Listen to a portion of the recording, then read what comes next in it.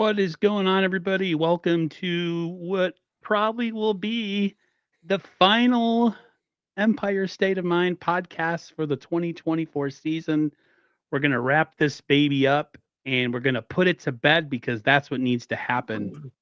And we'll talk about 2025 and what we think, what changes needed for the 49ers to return to glory and return to their rightful place in the NFL. But just wanted to say hi to both you guys and see how you guys are doing. Pretty good, man. Just ready for a new season, pretty much. That's what we're all looking forward to, right? I mean, 6-11 wasn't a great season, but we got a lot to look forward to. They got moving already, man, with some firings and some good discussion. So they saw what everybody else saw. They're not, putting their heads in the sand or turning a blind eye to some of the awful stuff that was going on between coaching and personnel. So moving forward, man. I feel like that's what we wanted, right? When we talked the last time or when we talked a couple weeks ago, we kept saying our fear was, maybe certain changes wouldn't be made. Maybe they wouldn't see things the way that we're seeing it as, we stream on YouTube. We're just normal guys. But they, this, like I told Al and James, we talked to all of us talked about it. Like things needed to go about as bad as it needed to go for things to change. And this season went about as bad as it could go. 6-11. Never got on track at any point. Tons of injuries, tons of drama, tons of tragedy. And I think this is probably the most excited I am looking forward to an off season in a while. Going with free agency in March and then the draft in April. Then it's been because we've been so good the last couple of years. The season ends in February. We take a 3-week break and then March free agency starts right back up. So it's like there wasn't really an off season even for the fans, especially for anybody that does content on YouTube or wherever it is that you do it. So I just it's amazing how quickly they acted and how I think we all wanted to be like, man, maybe Kyle and John need to start to we all talk about Kyle evolving and Kyle being open to change. And it feels like, at least in this press conference that we saw, was it yesterday? That we really saw a different Kyle Shanahan, I think, than we've seen in recent off seasons, because of how bad this off season went.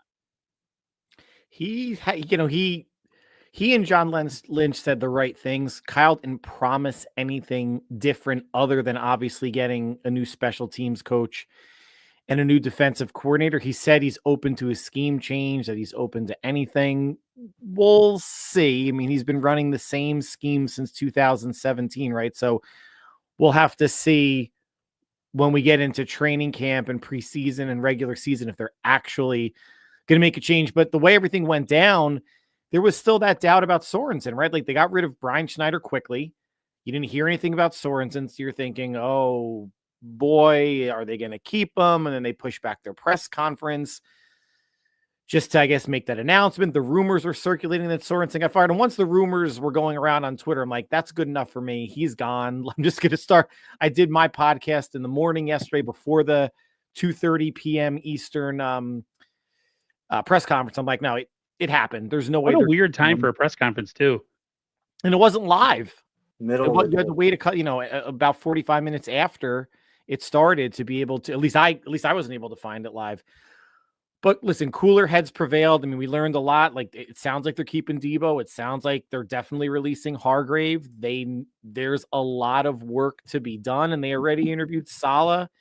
And they already interviewed the Lions defensive back coach. No thanks. Waste of time. If you weren't a DC before, do not even bother applying. Do not apply. Yeah. It would be a shit show. It'd be going backwards. If we got a guy like, I saw the rumors about Navarro Bowman.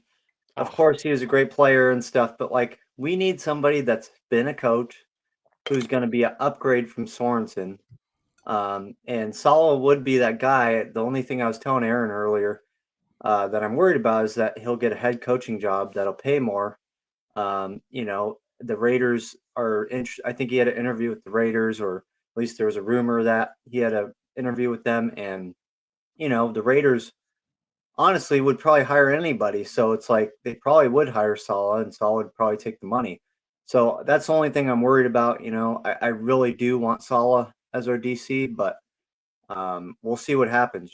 Maybe he sees the opportunity he has to bring defense back to a Super Bowl and sees that and takes the job. That's what I hope he sees, because that's really where it's at. It's like, hey, if we get some big pieces this offseason, a defensive end, defensive tackle, we get maybe a linebacker, a safety, we're back to being a top 5 defense, and if he sees that the way it could be, I if I were him, I'd take the job, you have a better opportunity making the Super Bowl for sure, more than the Raiders. I mean, the Raiders aren't going to make the Super Bowl in at least a few years. So, it's just great that they saw it our way, though. Finally, like it seems like every year I'm like, they need to do this, they need to do that.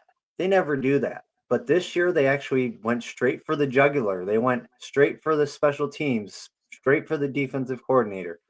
And even Kyle Shanahan in the press, I guess we'll see the video later, but it's like he was convinced that we needed to change a lot, and that's what I like to see. And even the Kubiak thing, of course, he's not going to be making calls because Kyle Shanahan's there, but at least he's like making an effort for somebody to help him, which he doesn't do much of. He just wants to do everything. So for Shanahan to do that is pretty cool too. So But even the that, coaching so far is great.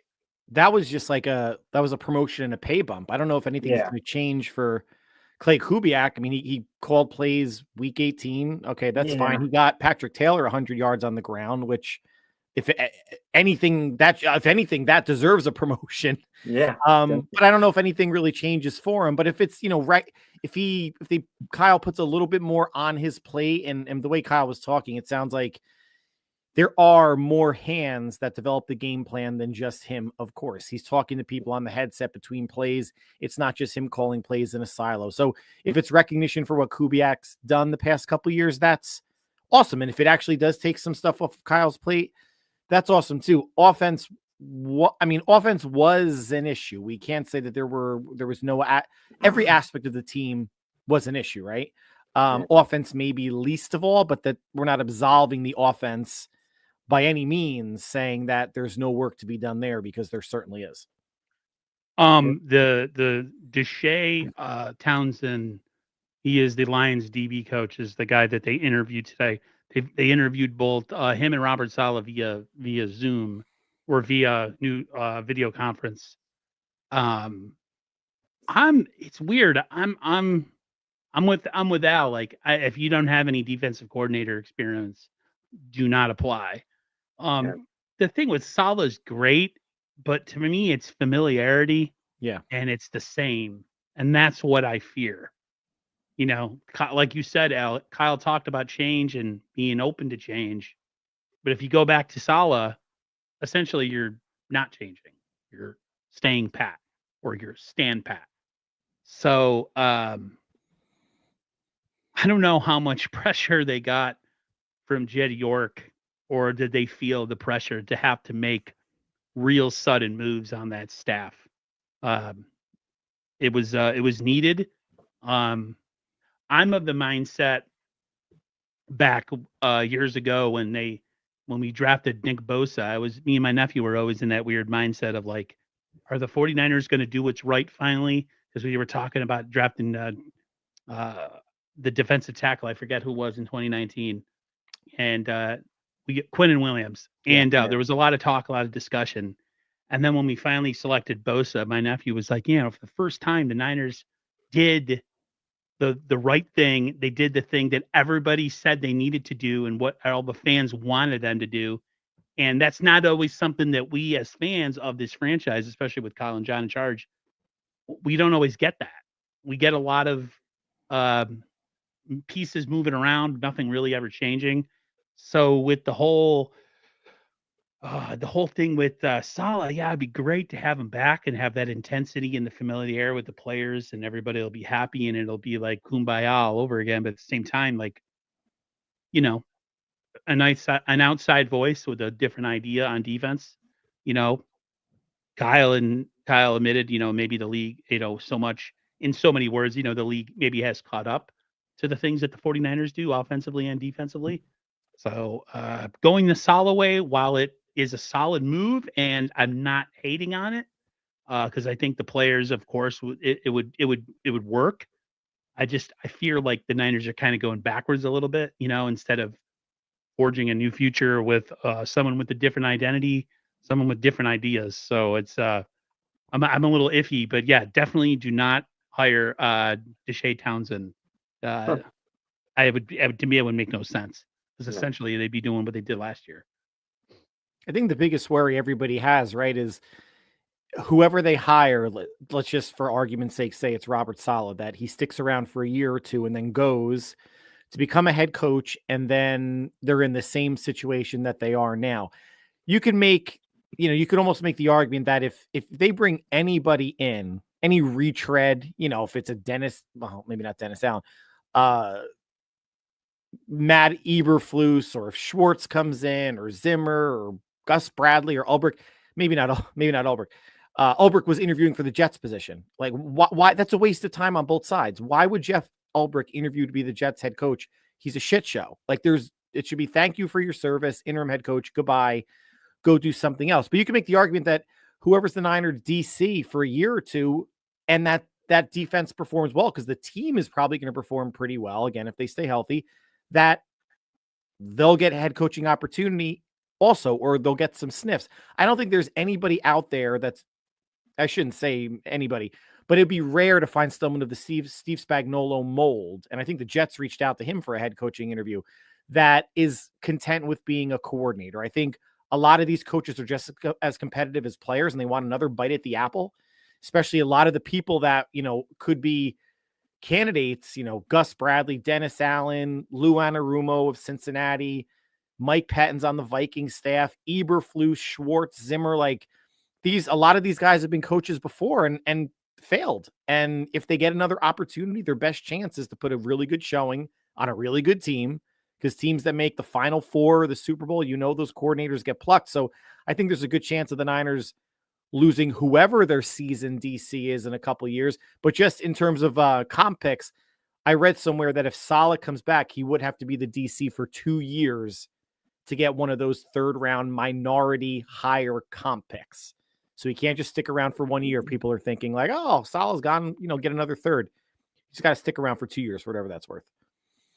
Yeah. Funny, I had Sterling Bennett on the other day, and he is not on the Gus Bradley train No, whatsoever. not at all. He's not. That doesn't do it for him. Dennis Allen is intriguing.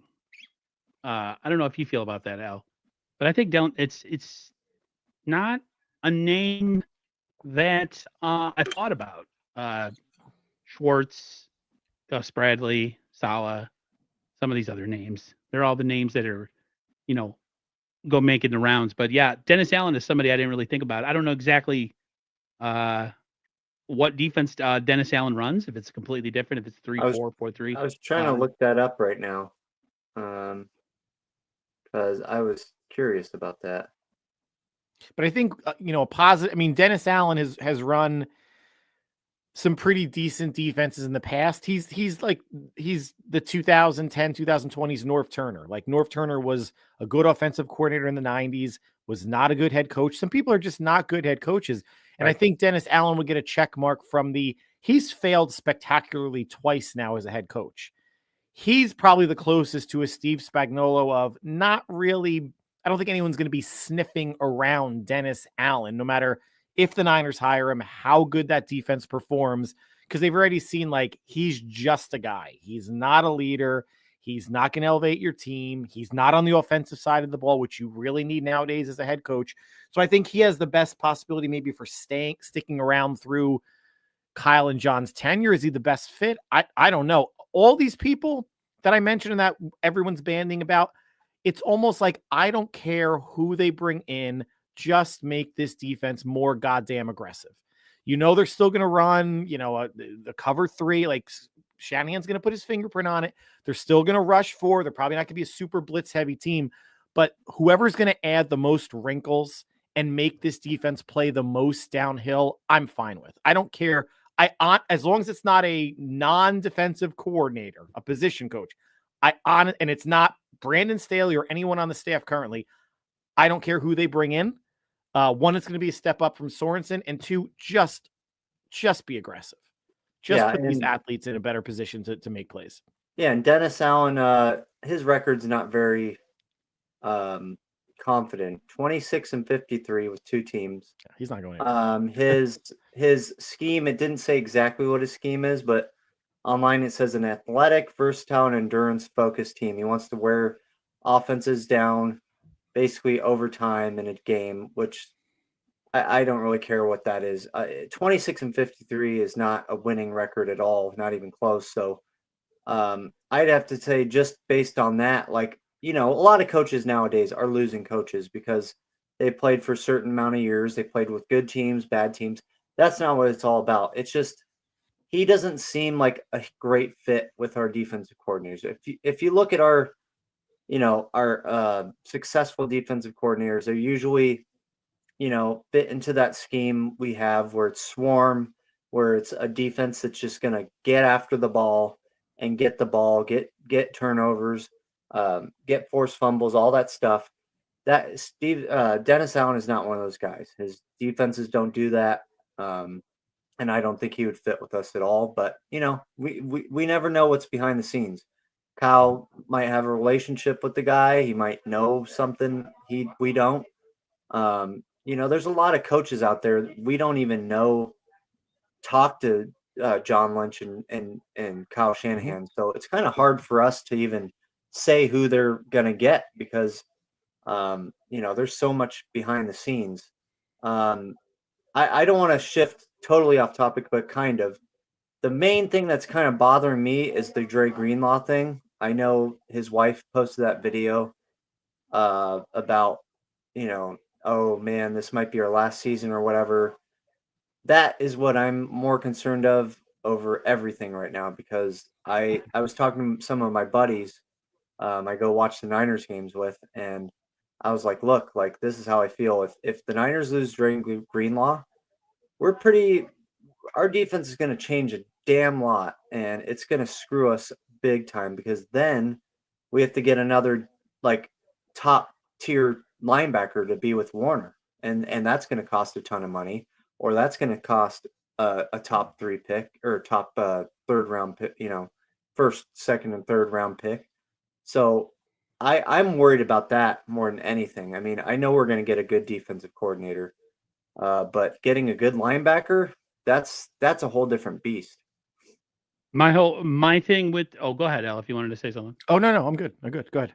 So when I was on with Sterling the other night, one of the things he brought up is he's actually fearful that the Niners could overpay for Dre Greenlaw, considering his health issues. Yep. Coming off of an Achilles, the calf that was bothering him this season was actually the calf that was bothering him last season, which led up to the Super Bowl. But the other Achilles went. And so, it could be one of those things where that one eventually goes, that Achilles, because of how his calf was bothering him the previous year and even going into the Super Bowl. And then it was what flared up after only playing, 2 quarters. He was done for the rest of the season. So teams are going to check in and teams are going to make inquiries about Dre Greenlaw.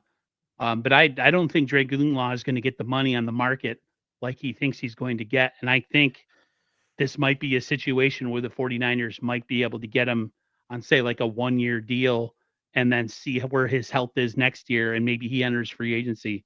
But Dre Greenlaw has been injured every year that he's been in the NFL. He's an injury prone guy. As great as he is and as physical as he is, the Niners can't invest that kind of money into somebody who, I mean, they can, but they're not going to invest.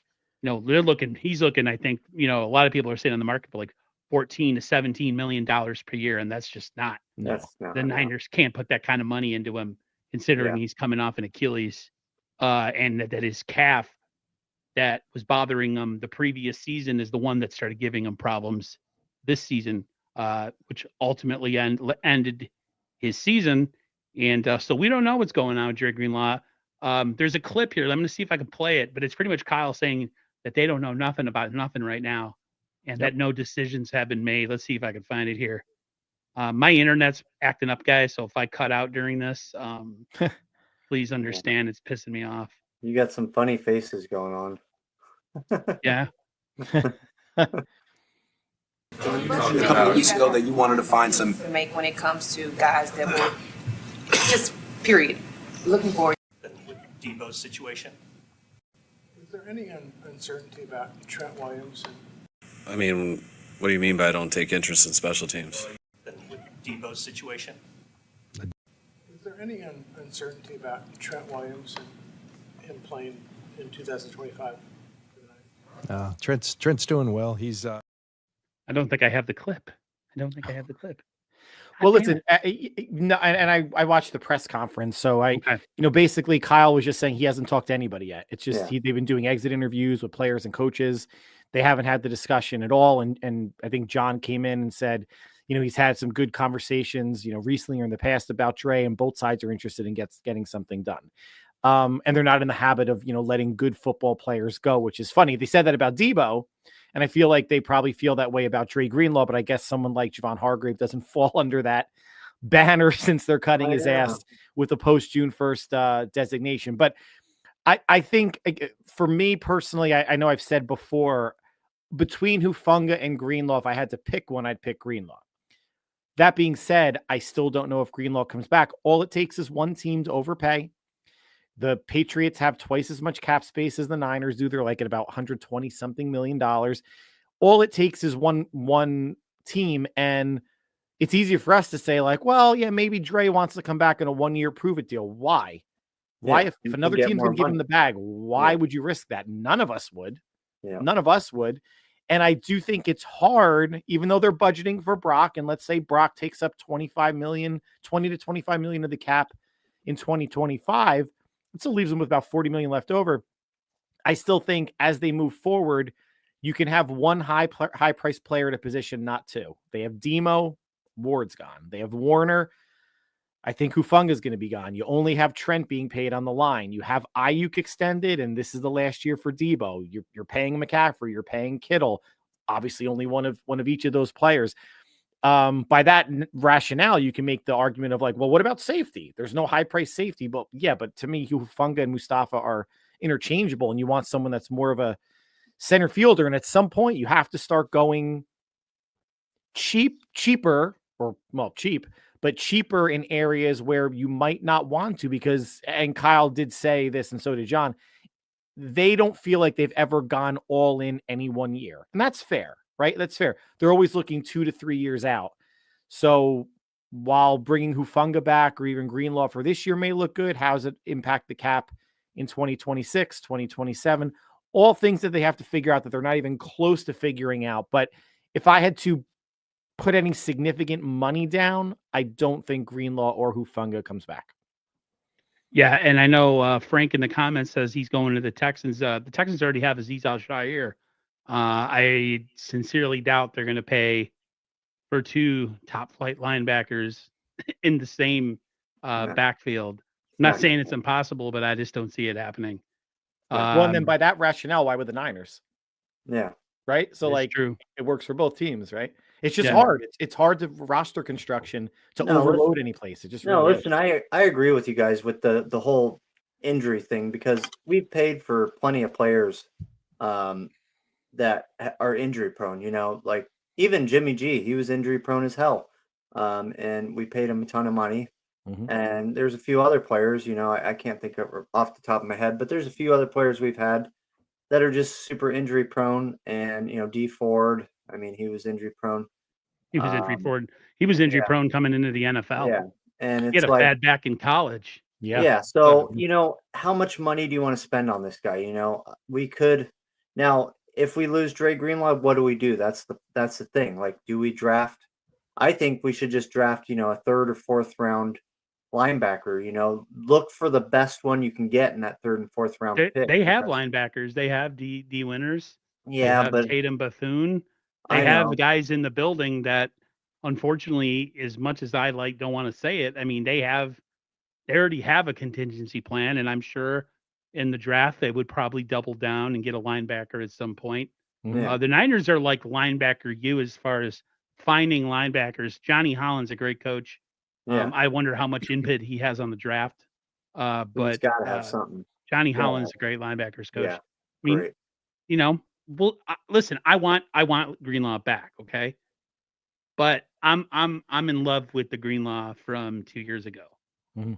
I'm living in the past. You know, I'm living in what he's accomplished. The reality is, he's coming back from an Achilles injury, which could impact his career going forward. And a lot of times it does with some of these guys, especially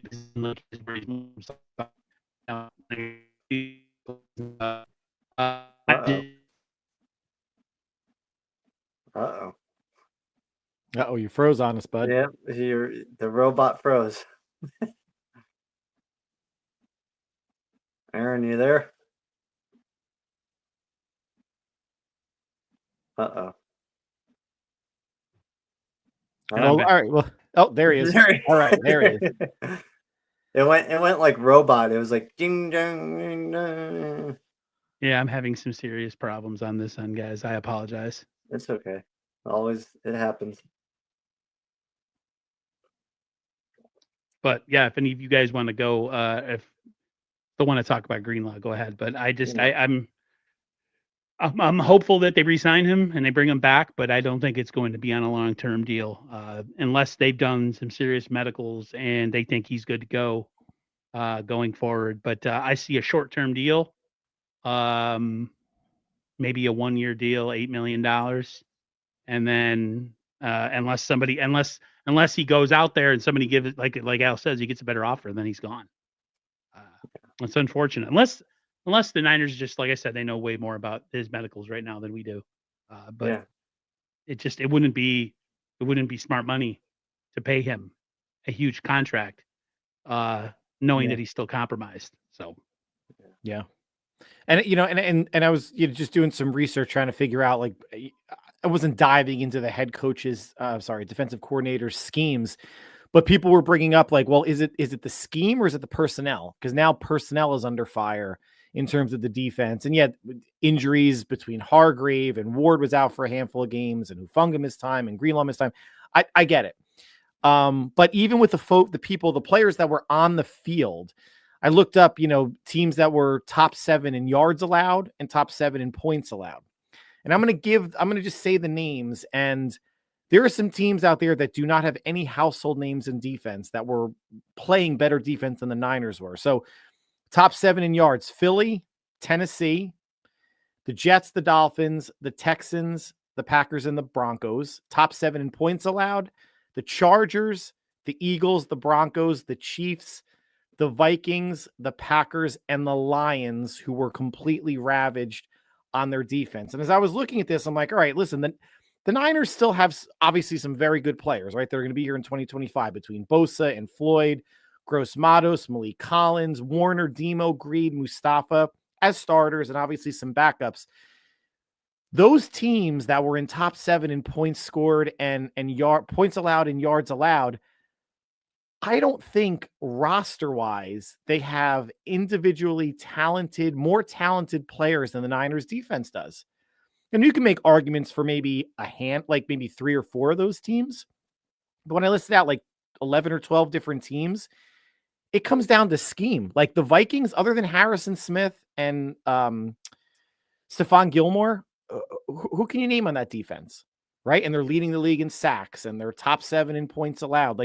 So there obviously is something to what Brian Flores is doing or what the Tennessee Titans are doing. Jeffrey Simmons on the D-line. I can't name anybody else.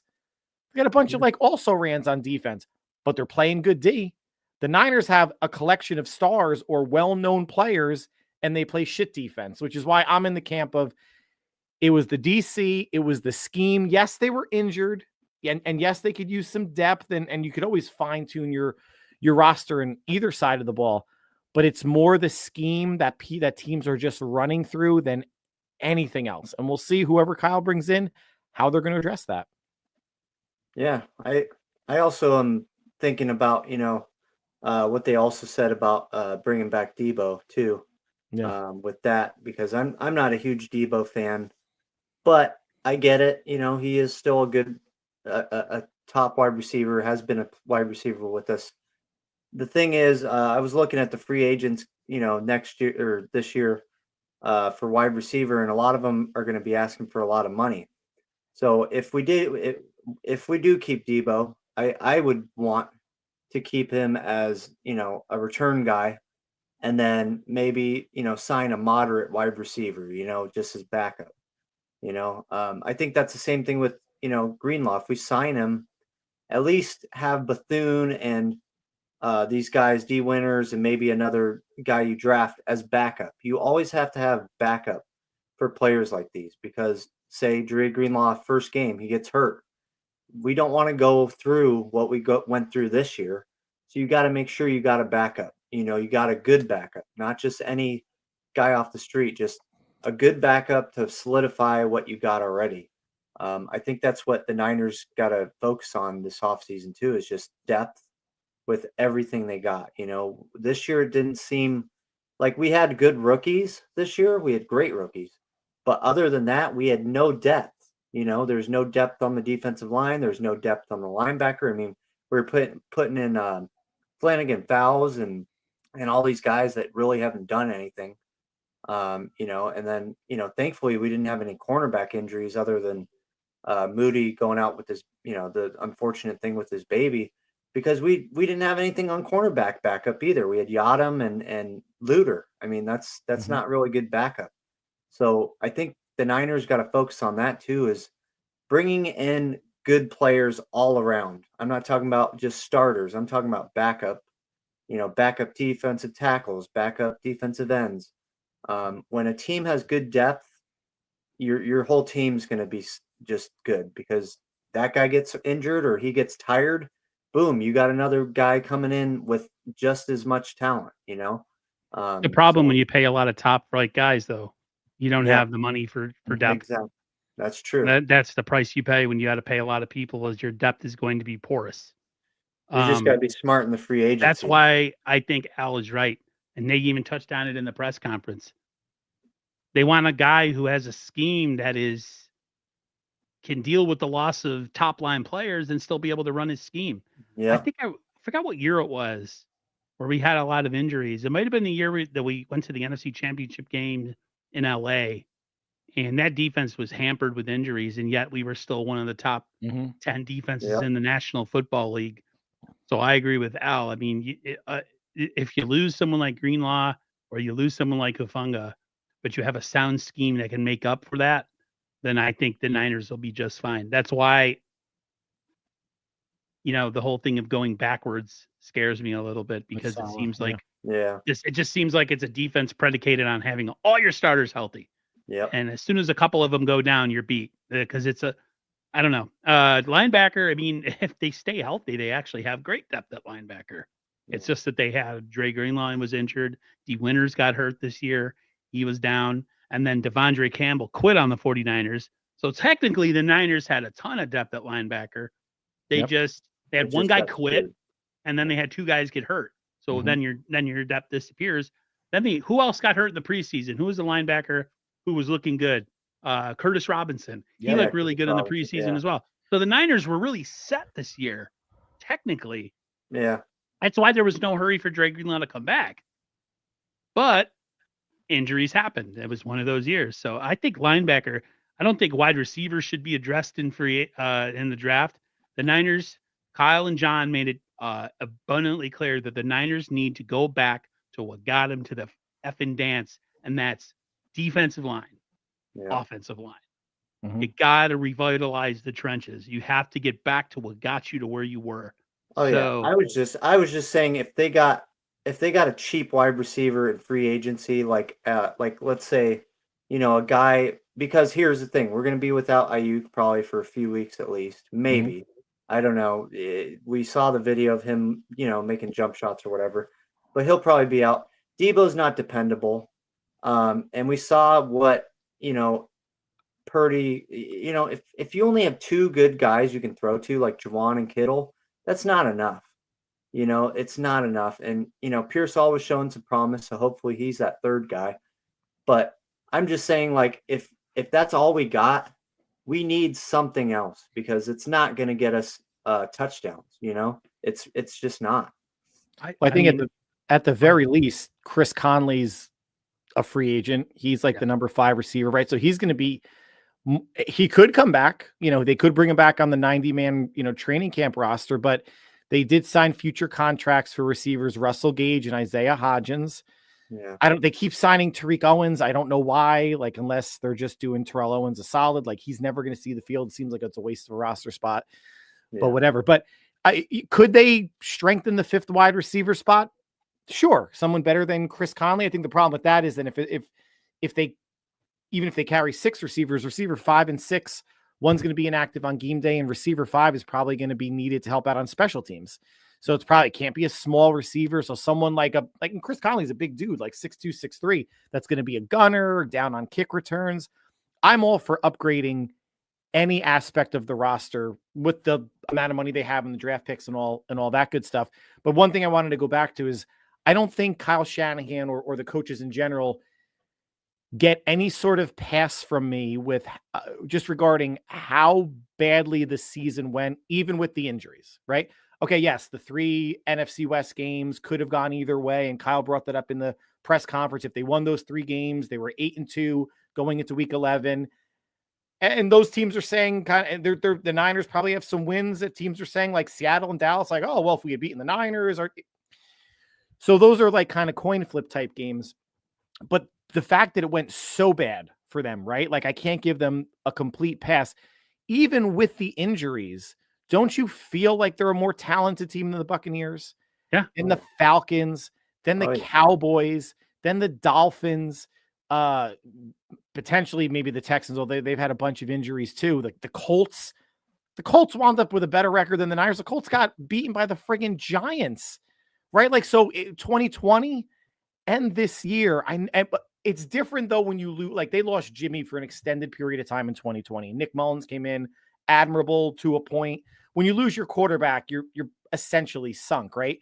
But even beyond that, the injuries happen, and obviously your depth is tested, but things go to complete shit. It's not like they were a 12-win team.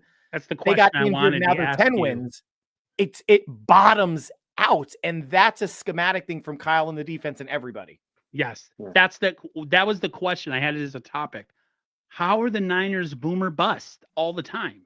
They're either NFC Championship game, Super Bowl, or losing season. Where's the middle ground? It's schematic.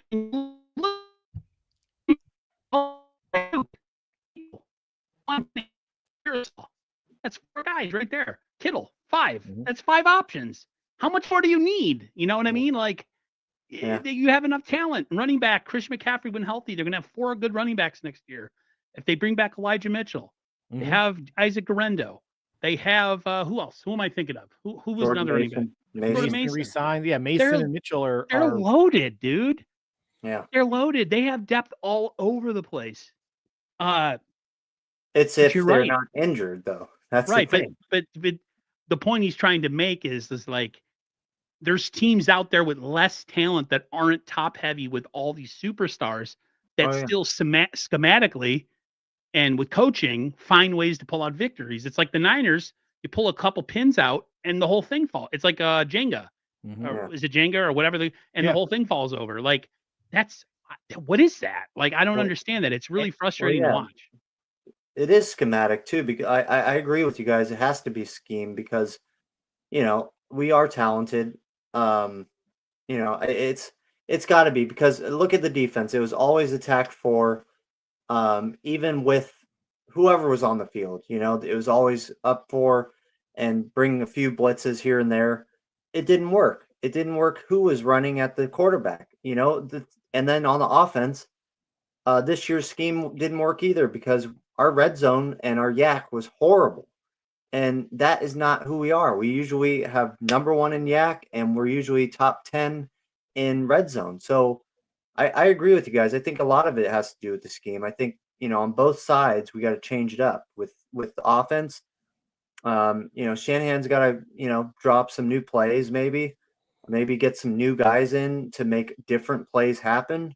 Not just Debo running up the middle, not just throw it to McCaffrey and hope for him to get in the end zone. On defense, you got to make sure that we're blitzing more, because look at the Vikings. They blitz a ton, and the offenses are freaking struggling against them. The Lions got lucky last week, but other than the Lions, man, they really haven't allowed that many points this year in yards. So yeah, I agree with you guys. It's a lot to do with the schemes. Definitely. I think that's something that Kyle has to figure out next year. Is hopefully the depth is better than it's been this year. Hopefully they're a healthier team next year than this year. The only major injury was Ayuk, and I agree with you, James. He's probably going to be out for the month of September, and that's okay. And that's probably why Debo comes back, and Pearsall showed some life the last 3 weeks, and Jennings is still here, and maybe there's a free agent or a draft pick or a Hodgins, or Russell Gage is a legit receiver in this league. He's had some good seasons with Atlanta and Tampa Bay. Like, if he's your number 4, number 5, you can do a lot worse. Same with Hodgins, but they do need to figure out why, even with the losses to the Rams, the Cardinals, and the Seahawks, this should have been an 8 or 9 win team with the injuries. There's still too much talent. There's still too much coaching talent outside of Nick Sorensen. And, as much as you want to say, well, special teams cost them games, it definitely cost them the Rams game, the first one, because if Moody hits that field goal, it's a 10-point lead with about 2 minutes to go. I don't think the Rams are coming back from that. Special teams, as it's important, it's not 30. I would never say 33% in terms of breaking up the pie. Maybe it's like 40-20. So I don't think special teams cost them significant games. But Kyle has to figure out and be more adaptable, and the defense, that when you're losing players, and I think the most damning thing about Sorensen is, right, the defense looked the same week 1, week 8, week 14, and week 18, and they had different players in because of injuries. Nothing was done differently to help the defensive line. It's amazing how many sacks different players on the Vikings have, because when you blitz a lot, and I'm not saying this is the solve all, you're helping the D-line not be gassed. When you're sending 5, 6, or 7, someone's going to get home. It doesn't matter if it's Bosa or Floyd. It could be a D tackle, it could be a linebacker, a corner, a safety. You can generate pressure at different levels of the defense, which Sorensen never did. And I don't know who's going to come in at D coordinator that's not Brian Flores and do something at 50% the frequency, 30% the frequency.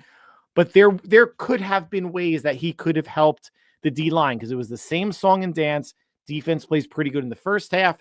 You could see it starting to get gassed in the second half, and the fourth quarter, they get run through, and they allowed points in every single game this year.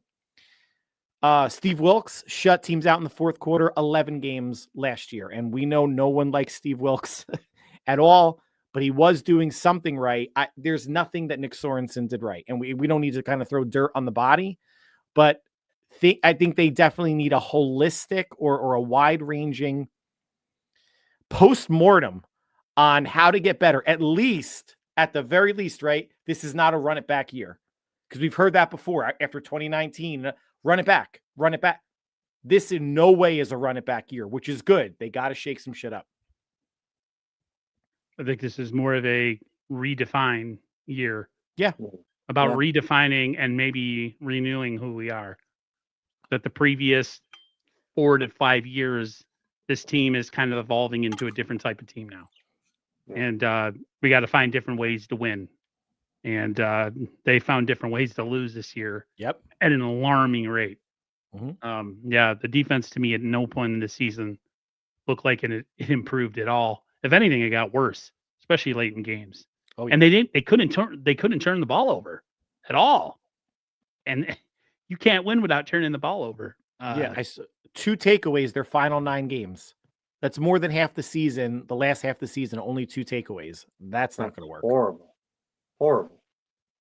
I mean, that was our strong suit the year before. I mean, even the years before that, it's just every year we were so good at that. When we were down, 3 points or 4 points, or we were up, 4 points, and they were driving down the field, someone would make that big play that was a forced fumble or an interception or something, that huge play that would change the whole chemistry of the game. And that's what didn't happen this year. I think the three things for me right now that we have to change with our whole team for me is red zone offense.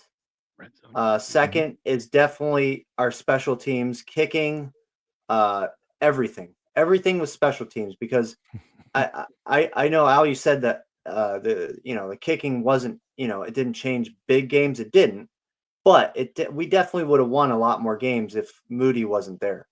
And third, what was I getting at? Was just the fourth quarter collapse. I mean, our fourth quarter this year had to be the worst I've ever seen the Niners have. I mean, our fourth quarter, I knew every fourth quarter came, I was like, all right, well, here we go. Let's see what happens. Maybe this time we'll change it.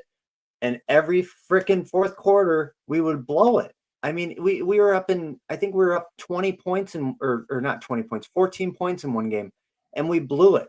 And it was just all season long. The fourth quarter would come, and it was like we literally lost all our momentum in every fourth quarter. So I think Kyle Shanahan and that whole team needs to look at that and be like, why did we kind of like just give up in that fourth quarter, man? Because it's like you guys were winning the game and you gave it up in the fourth quarter of that every game. And if they don't see that, then that's a problem. They definitely need to look at that fourth quarter. Well, they saw it because they got rid of Sorensen's ass. Yeah. They also had like one of the worst red zone defenses in the National Football League by a long shot. So their red zone defense was atrocious, and their red zone offense was what, top 5 last year? That was near the bottom of the league. So if you want to tell the story of the 2024 49ers, just look at their red zone offense and defense, and that pretty much tells the story. Yeah. They couldn't stop anybody when they needed to in the red zone, and they couldn't score, and they couldn't score on anybody in the red zone. They couldn't score anything. And then they got a kicker who's got some sort of mental block or some sort of, I don't know what's going on with that kid. He's done. I question to you, Al, does he stay and they bring in a veteran kicker and he stays, and then maybe they, get rid of him after, training camp or whatever? Or do you think he's out the door as soon as they hit free agency? I think that's honestly, in a weird way, like one of the bigger mysteries is, do they release him outright at some point in 2025 before they go to camp, or do they bring him back? And even listen, if they could spend they have a couple 7th round picks. They could spend a 7th round pick on a kicker. I mean, that feels a lot different than a 3rd round pick, right? Or an undrafted rookie free agent kicker, plus bring in a veteran, plus bring Moody back and have like a 3-way kicker battle. But I think, to me, that's the mystery of, do they actually release his shanking ass outright and say, all right, we are just starting over? Or do they feel like there's something salvageable there and he just needs the offseason to clear his head? I just think it's setting him up for failure. No. His first miss at home, it's going to completely crush him. I think there needs to be a fresh start. Yeah. I think they just need to go fresh. I mean, the kid has definitely got something like, I think after a few of the first games he missed kicks, his mental capacity was just gone. I think if, the way they're already doing this, they're getting rid of the coaches. I think they are going to get rid of him in the free agency, because it's like, if you guys really want to change, and it looks like you guys do, then get rid of Moody, because he screwed us a lot of games, and I mean, there's plenty of kickers out there. I mean, it's not a hard position to find. You find a guy that can kick the ball up through the middle of the uprights, hopefully he makes the 50, 60 yarders, and 30 and 40 should be like automatic, not like Moody, where 30 and 40 was like, oh shit, maybe I can make it. It's like, no, we need a guy that's like 30 yards. Pff, I can do that in my sleep. You can get kickers anywhere, man. You can get them in Canadian League and USFL. So just get rid of the freaking guy already. Jesus.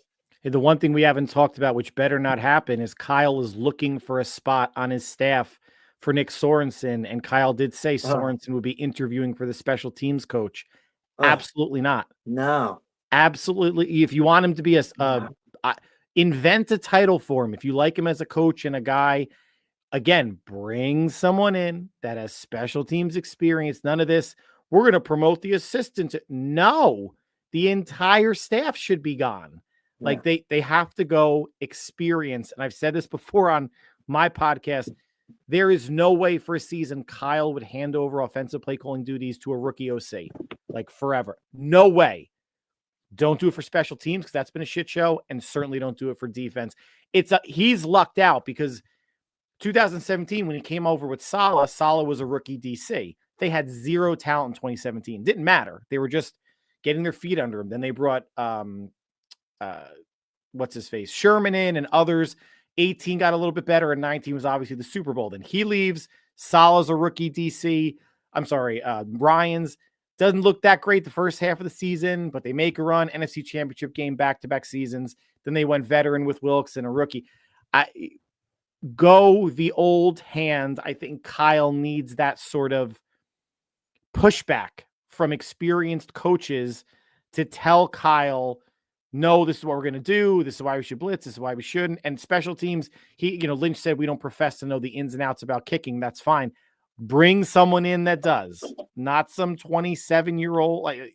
No, I want someone that's got more gray hair than me, man. Let's do it. Exactly. Well, can we talk about the one good thing that came out of this season, and that's the rookie class? Yes. Probably one of the best rookie classes I've seen in a 49er squad in the Kyle Shanahan, John Lynch era. I mean,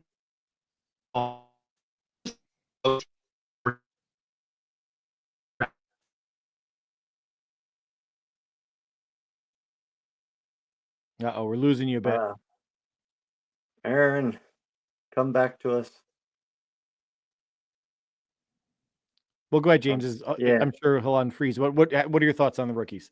The rookies, I mean, great. I think this was the biggest bright spot of our season because I didn't know what to expect with these guys when the season started. I thought Pearsall was going to be a pretty good wide receiver, and he got shot and all that stuff happened. Now I'm out. For him to, make a comeback in the end of the season was great. Also, let me get I don't know. Also, I just think out of all of them, though, I think Malik Mustafa, I'd have to rank it. Malik Mustafa would be at the top. I think Rendo would be second. Renardo Green third. You can't forget about Pooney. Mm-hmm. I mean, he's up there too. I don't know. Maybe he'd be third, but Pooney did great this year. Bethune didn't really get much time, so I don't know how to really rank him because he wasn't out there much. But overall, I mean, just amazing. I mean, I saw that thing with Amon-Ra St. Brown talking about Mustafa and how he was basically, scared to get hit by this guy because he freaking pounded him. Mm-hmm. He destroyed him. And that's what I want to hear when you talk about a rookie safety. You need a safety that's going to scare players. You want a guy that's going to have the wide receivers looking over their back when they catch the ball. So, and then Renardo Green, I knew from the minute I saw his tape that guy was going to be good because he was all over wide receivers in college. And he did the same thing in the NFL. He was all over these, top wide receivers too. He was all over, trying to think, I think it was Metcalf or somebody. It was one of the top wide receivers, and he was just all over the guy. And it's unbelievable what he could do in his first year as a cornerback. Just he looked like a veteran. And Garendo, he was such a good fill-in for Jordan Mason and CMC. I would love to see him have a full season healthy, maybe as a backup to CNC, because of course he's not going to get the starting job, and we don't know if Jordan Mason's coming back, but if it's him and if it's CMC and him, I would love to see what he could do as a backup, because I feel like it could be, a 15 to 2,000 yard running back class next year if everybody stays healthy. So, so many pluses, so many pluses for the rookie class. I hope we get as good of rookie class as we did this year, because if we do, we'll be top talents. Yeah, coming off the past couple of rookie classes, this was much needed. I mean, you wound up getting a starting right guard in Pooney, a starting safety in Mustafa, a starting corner in Renardo Green. If you want to say a starting punt returner in Jacob Cowing, then you're going to have a starting receiver of the future in Ricky Pearsall. You have depth with Bethune. You have number 2 running back in Guarendo.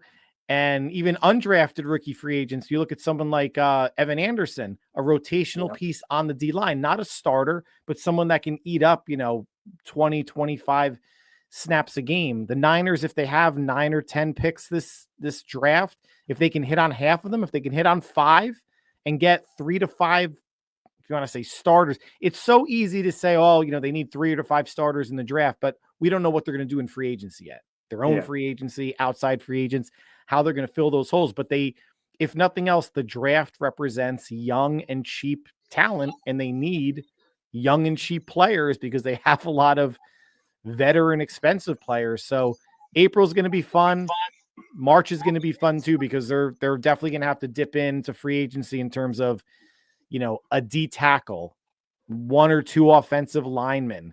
If they bring in another D end, if they bring in a backup corner, someone that could potentially be free safety, there's a lot of holes. There's a lot of holes to fill, but I still think the core of the team on defense and offense is still there, that the window's going to open again come September. We just talked about the rookies, Aaron. Glad to see you're back. Yeah. I'm using my data on my phone right now, so I don't know what I sound like to people. Well, sounds good. Looks clear. Yeah, it sounds good. Yeah, so I'm gonna have to reboot the whole thing because I can't keep it going for more. I thought the rookie class personally.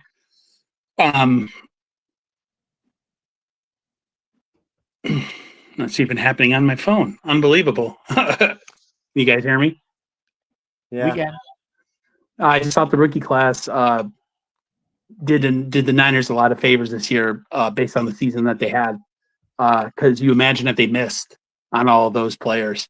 I mean, Renardo Green, I've never seen a rookie cornerback that the Niners have drafted probably since Carlton Williamson and Ronnie Lott back in the early 80s.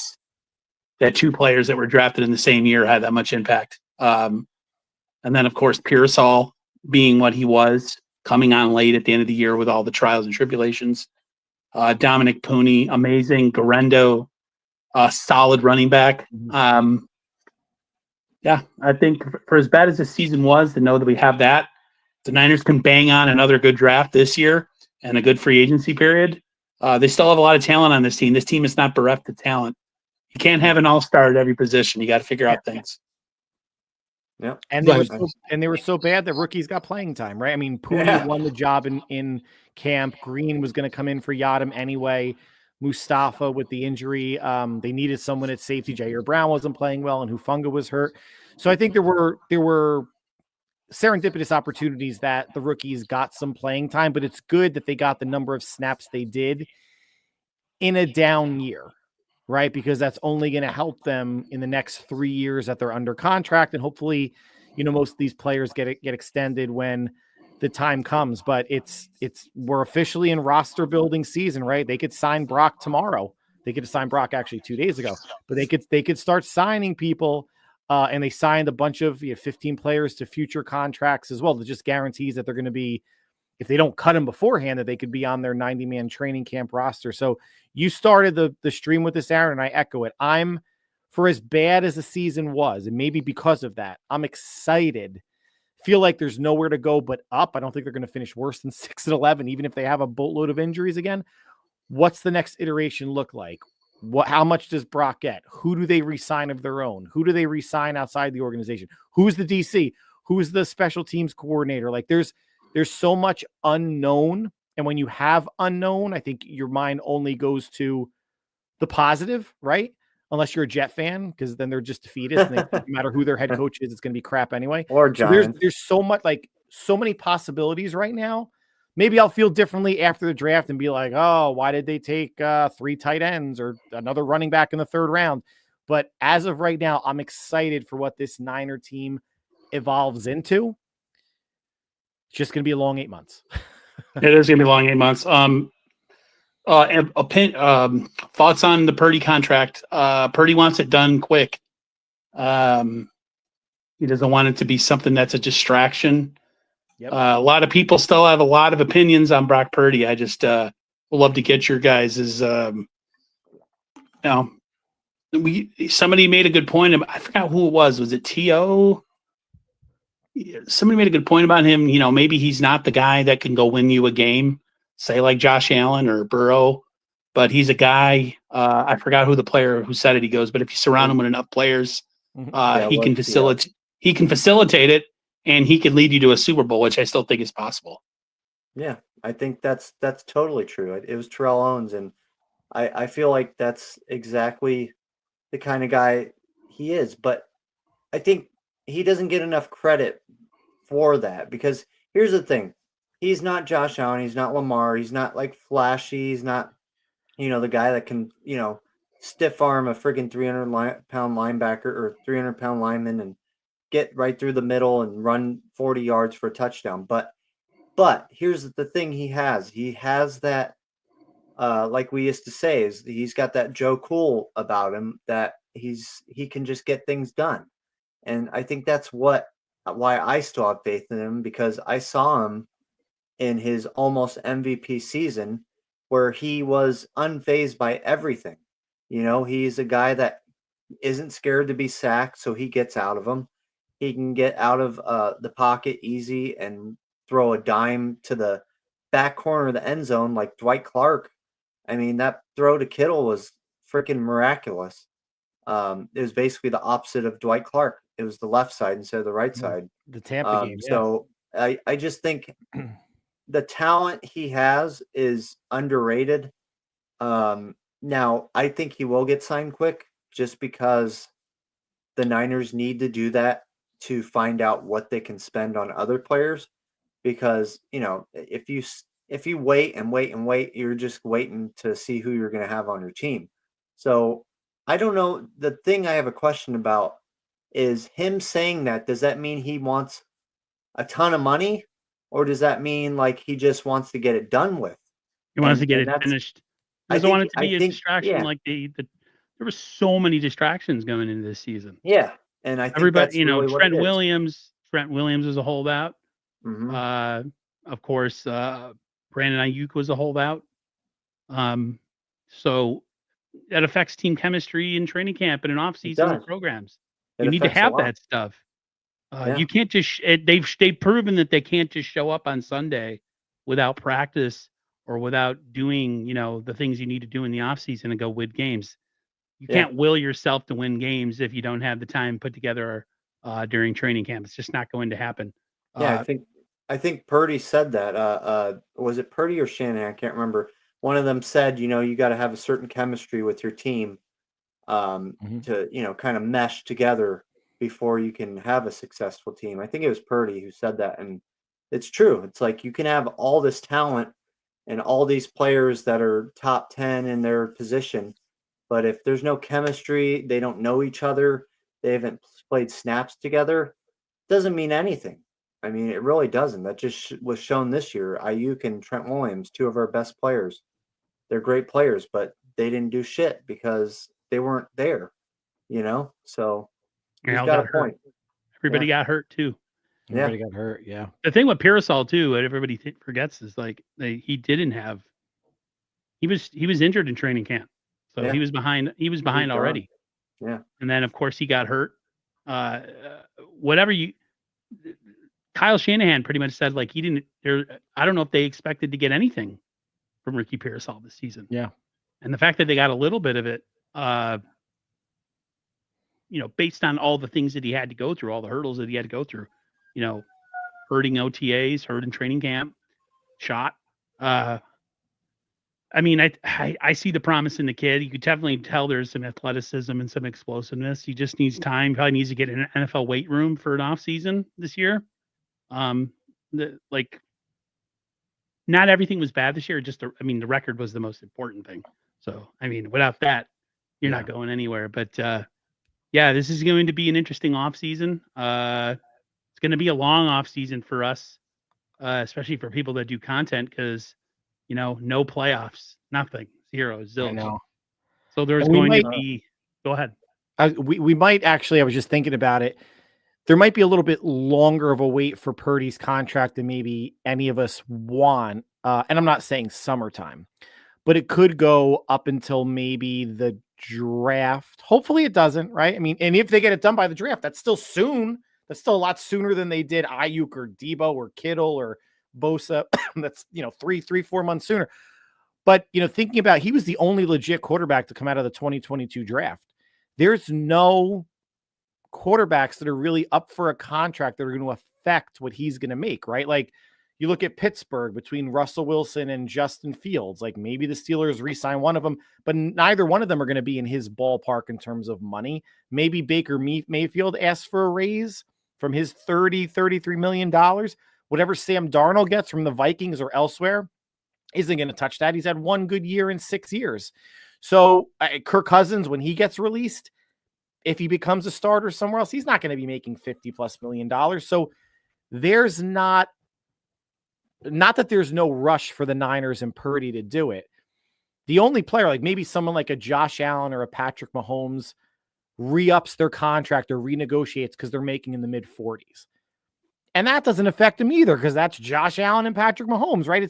So there's no competition. It's not like when Ayuk signed the contract, you had Amon-Ra St. Brown, A.J. Brown, Tyreek Hill, Waddle from the Dolphins, other players getting money that was either driving the price up or showing Ayuk where he falls in the financial landscape. That's not going to happen this year for Purdy. It's set already. It's Trevor Lawrence, it's Tua, it's Hurts, it's Goff, it's Jordan Love. So that's why, my only thought is he's going to get in the 50s. I don't think he's going to get a market resetting deal. I don't think he's going to get 60 or over. Not to say he doesn't want it, not to say that his agent's not going to ask for it. But I also don't think the Niners are going to say, oh, all right, we'll start our opening bid at $42 million. I mean, they respect him too much to insult him like that. That's what a lot of people who don't know what they're talking about think the Niners are going to come in with some low ball. Like I saw a guy before we started the stream tonight on TikTok. They're so dumb, some people. He's like, what the Niners need to do, because Brock Purdy and whatever, they need to trade him for picks, and then they could bring in someone like Justin Fields and roll with a guy like that. So I mean, oh my God, there's always those kind of takes. Listen, we know what echelon he's in. He's not in the top 5. He's probably a top 12 quarterback in this league. And the saying that if he has good enough pieces around him, he's good enough to win you a Super Bowl. I believe that to be true. I mean, he's not a bottom feeding quarterback. He's people, like, a lot of people want to compare him to Nick Mullins. I think he's way better than Nick Mullins. I think he's better. I think he's better than Jimmy Garoppolo. Of course. I just think the NFL, both offensively and the defensively, the 49ers, the NFL does not fear the 49ers anymore. The Niners have reached a point where teams have caught on to what they are doing offensively and defensively. This 2025 season is going to have to be a resurgence of, like, kind of almost like redefining yourself, and kind of like a pissing ground, like of territory of, like, they have to remark their territory, because the NFL, no one's afraid of the 49ers right now. And they need to find a way to reinsert their dominance. Purdy had a down year, but the whole team had a down year. So I'm not going to say. Oh, I'm sorry. I was going to say the one last thing about Purdy. I don't think there's there's no mystery in my mind, and I don't think your mind's either, about will they sign Purdy. He's not playing on his 4th year. They're not going to play hardball. Purdy holds all the leverage. Get him done so you know what you can do with your other free agents, the cap situation, all that good stuff. And if Purdy gets, say, 53 a year versus 57, does it matter to anybody? Is $3 or $4 million going to matter? Is going to put them over the cap? Is it going to bankroll them? It's not bankrupt them. It's not going to matter. It's all about the guaranteed money anyway. So the average annual value is nice from a sticker shock factor when people see it online and generate buzz and discussion. But the Purdy situation is not, it's not a mystery or an issue for me. Honestly, when it comes to quarterbacks, it's if Cousins gets let go, do the Niners sign him after Purdy as the backup, someone that Kyle could feel good about if Purdy gets hurt? And I hate to say it, but let's just, rub it in the face of the Trey Lance homers one more time. Where does Trey Lance end up, right? Purdy's not a mystery to me. Trey Lance is. He'll probably be on a roster because QBs get second, third, and fourth chances. I'm curious where he ends up. I'm not curious about Brock at all. Whatever he gets, to me, he deserves because he's in that tier and echelon with the Loves and all those people. I'm actually curious about where Trey Lance ends up, if anywhere. He might get released for good and be a free agent for good. I think he's a career backup, third stringer. Agreed. Pretty much. I don't think he's any more than that, and it's unfortunate. And I know there's people out there, and Al knows what I'm talking about, that are still on that train. They're still beating that drum because they can't be wrong. Still think the Niners did him wrong. The Niners didn't develop him. Can't develop a quarterback when you have a win now roster. The Niners were stupid to draft him. They were. The guy. Okay. They were. One thing. They were. Did the people believe that Trey Lance is good? See that play where he ran right into the guy at the 1 yard line? Do you remember that play? He ran right into the freaking guy. He didn't try to run around the guy. He ran right into him. After I saw that, I was like, this guy's an idiot. This guy sucks. He cannot even run around the guy to get in the end zone. He just runs right into him. He's got overrated athleticism. I don't think he does. Athletic. He does. He's got a low IQ. Low IQ. He's got a low football IQ. He doesn't read the field. The Niners drafted him because Purdy's IQ up through the roof. Up through the roof. Having a team that's ready to go and you're drafting a quarterback who had 1 year of Division II college experience and then did he even play COVID year? He played I think 1 or 2 games that second year, and then it shut down and he declared. We were all excited when he was drafted. I was me one too. of those people. Yeah. And then the more we started, there goes my internet. And he's back. He's back. We see a stupid pick. Yeah. Wasted pick. That's all it is. Any other ideas you guys got going in the off season when we shut this thing down and reconvene at a later date? I don't know. I mean, everything's on the table for them, right? Like they have needs. I don't want to say almost everywhere, but they're not going to go running back in the first 2 rounds. Like I don't want to say excited. I'm desperate for them to get a second tight end. They need another tight end, be it behind. God forbid, at least Kittle was healthy all year, right? Imagine what that passing offense would have looked like without Kittle. Oh, how much trouble they would have been if there was no Kittle, no Ayuk, no McCaffrey, and people then still wanting to see prove it stuff from Brock. What they're going to do at running back, like, do they actually bring back one of Mitchell or Mason? But if you do that, like, are we going to say Guerrero has solidified himself as RB2? He probably has. And if that's the case, you probably want to go cheap for running backs 3 and 4. So I don't envy, as much as we could put rosters together in Madden and turn the salary cap off or make stupid trades that the computer accepts. I don't envy, in a way, the job that John Lynch and his team need to do.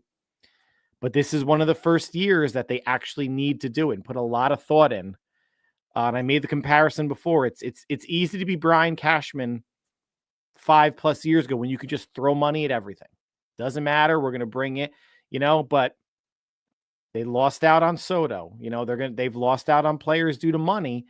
And now that he actually has to act like an actual GM and make shrewd moves, and Lynch can do it. maybe he brings back Rand Carthon, who got fired as the Titans GM, for another hand in the management office. But don't envy the job that Lynch and company have to do. But I'm excited to see what they're going to do. I really am, because this is Niners 2025 is the next iteration for sure. Yeah, this is a And I'm excited rebirth. what it This looks is like. a retool. The Niners have they've been the last, I would say, 5 years. This is going to be a different team.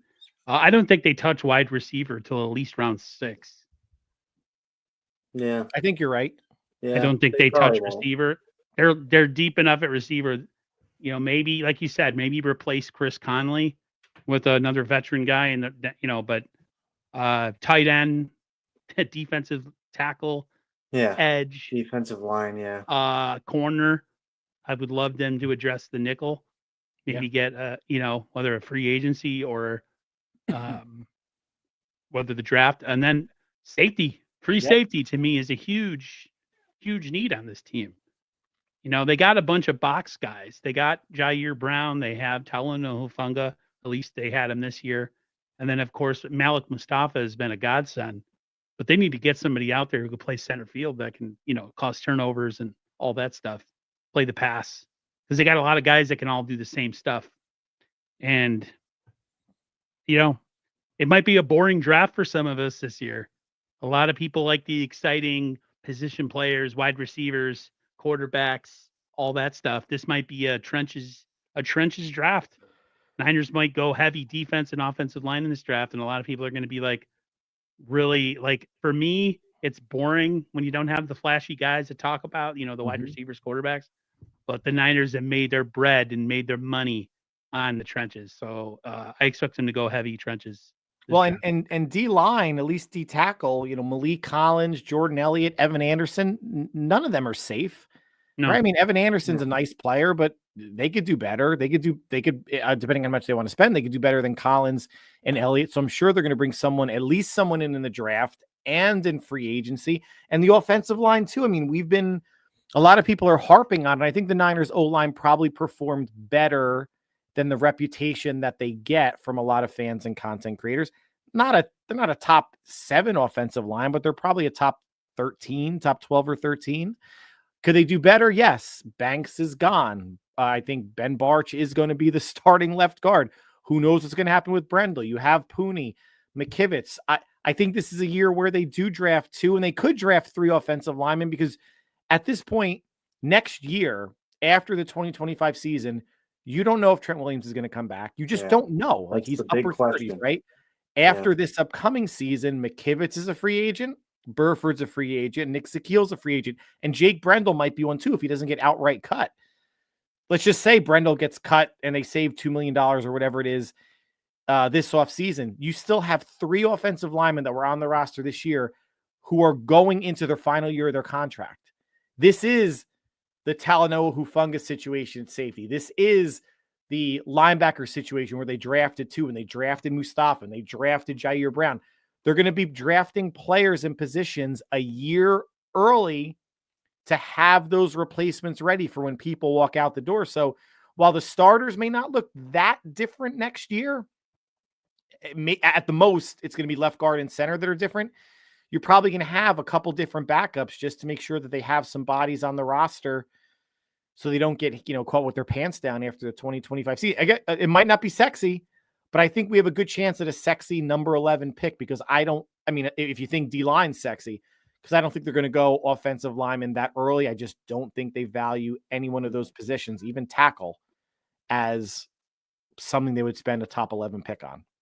Yeah, no, I agree with you. Not offensive line. Kyle Shanahan and that team has kind of shown that they're not an offensive line-minded team. They want weapons. They don't prioritize it. They're like the Miami Dolphins, and that's why the Miami Dolphins have a lot of similar issues as the 49ers. What I like about, I agree we need a backup tight end, but what I did like seeing was, I've always thought Kittle was going to be a Niner for life, and he definitely is. He said in one of his talks that, he doesn't care what the Niners do with him as long as he stays and he, makes the team better. And he's all about making the team better and about playing good. And I think the guy's a Niner for life. He is. And I think he has at least, I mean, yeah, he's getting old, but I think Kittle has at least 3 more really good years on him. I mean, the guy is that good to where, he's like him and Kelsey are like those older tight ends that can just last forever. But Kittle can block. Kelsey kind of can block, but Kittle just does it all. I love that guy. I think, when he leaves, that's really going to be the end of an era, because he is like the glue that keeps his team together and keeps positive. There's a lot of guys that on this team that are divas and that are, like Debo and all these guys that are kind of downers and when they don't get the ball or whatever. Kittle's the opposite. He's the guy that's like, I didn't get a catch today, but I blocked 3 people. I'm happy about that. Yeah, and we won. And that's all he cares about. So I agree we need a backup tight end. But man, I'm gonna really be sad when Kittle leaves because it was just so fun watching that guy all these years, But that'll be a few years, so I don't have to worry about that. But maybe we find the Aaron Hernandez football version in this year's draft, and because he was a really good tight end, and just unfortunately, just don't kill anybody. Yeah, don't kill anybody. Yeah, the football version of him was actually a pretty talented. They had really two good tight ends. For that little bit, but I think that's gonna do it, guys. Before my internet completely explodes.